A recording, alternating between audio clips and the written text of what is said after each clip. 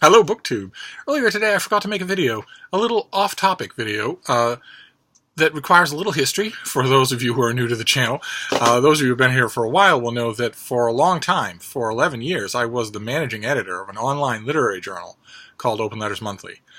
And we were small, but we were well respected. We had a fine roster of editors, and we had a lot of really good writing for a long time. Monthly issues, weekly reviews, you name it.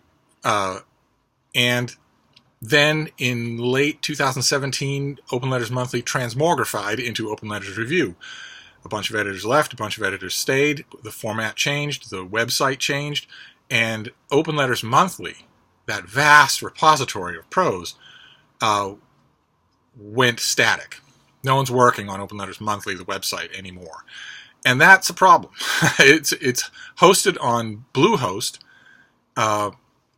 and it's got all sorts of widgets and plugins and whatnot. And as some of you will know, if you've hosted a website like that, you probably know a lot more than I do. That's the point of this video. That needs upkeep, or it starts to fritter and fall apart. And Open Letters Monthly was old to begin with, in Bluehost terms.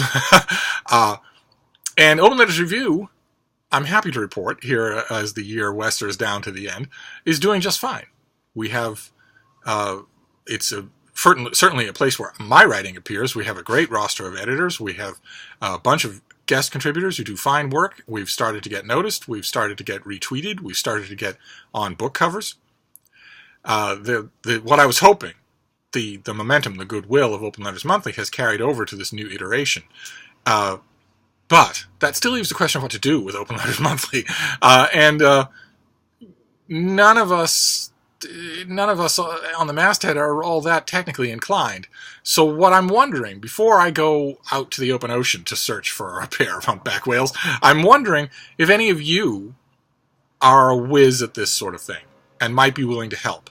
There's money to help defray the cost of your time, and I think the impression that I'm getting from wiser heads than mine is we need two things. First, we need someone who's familiar enough with Bluehost to go into the innards of Open Letters Monthly and clean it up fiercely. Pull out all the old coding, pull out all the outdated widgets, update everything, streamline everything, make sure that everything is spick and span and works. Make it a working website.